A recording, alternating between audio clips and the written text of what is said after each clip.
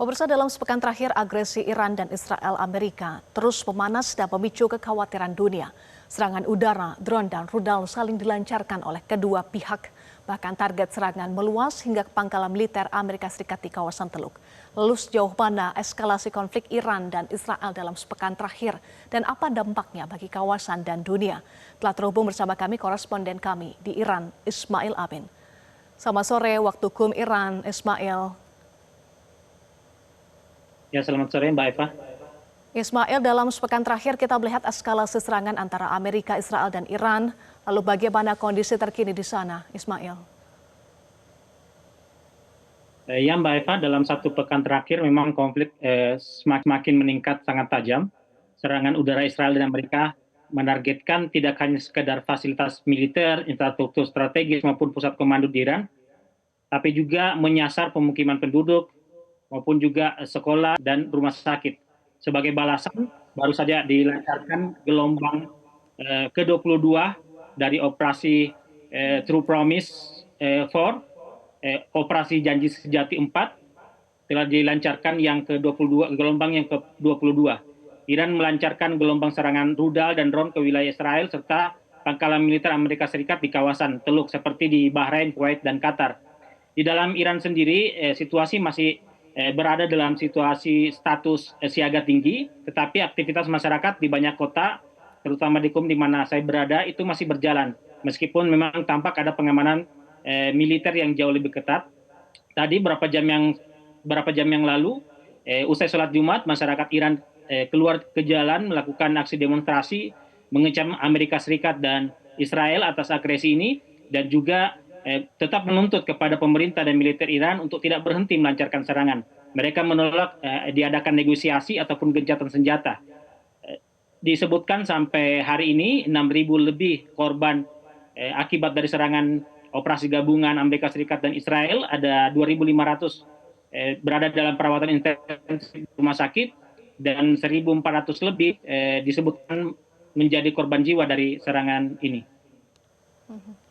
Ismail, jika eskalasi meningkat, apakah Timur Tengah berpotensi masuk dalam agresi yang lebih besar? Ya Mbak Eva, potensi ini memang ada, karena memang sejak awal Iran mengatakan jika Iran diserang, maka Iran akan mengubah perang ini menjadi perang regional. Namun Iran tetap memastikan bahwa yang akan diserang hanyalah pangkalan militer Amerika Serikat dan kepentingan Amerika Serikat di kawasan, tidak akan menyasar selain itu.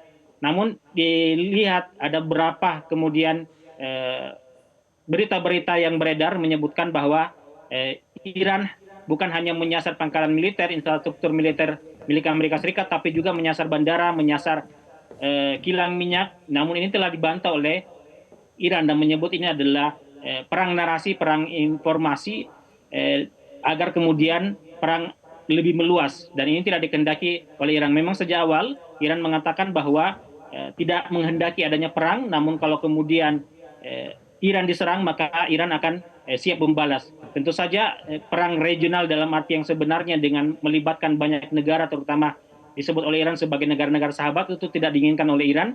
Dan Iran juga telah mengklarifikasi bahwa serangan ke Aramco, kilang minyak Arab Saudi, bukan dilakukan oleh Iran, termasuk juga kepentingan-kepentingan lain di Arab. Itu bukan di luar infrastruktur militer, itu bukan Iran yang melakukannya. Dan sudah diklarifikasi juga oleh Arab Saudi bahwa Iran tidak bertanggung jawab atas serangan tersebut. Ya, terakhir Ismail, bagaimana persiapan pemakaman Ayatullah Ali Khamenei? Ya, sampai saat ini belum ada pengumuman akan dibatalkan, masih tetap pengumuman sebelumnya bahwa pemakaman akan dilakukan pada esok hari, pada Sabtu 7 Maret di kota Mashhad, di pemakaman ulama di Kompleks Haram Imam Ridha.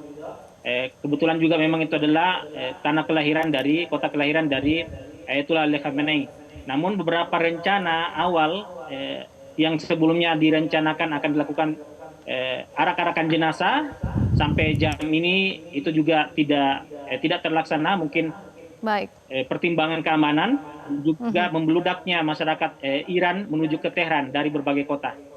Baik, terima kasih koresponden Metro TV di KUM Iran, Ismail Amin, sudah bergabung bersama kami di Prime Time News.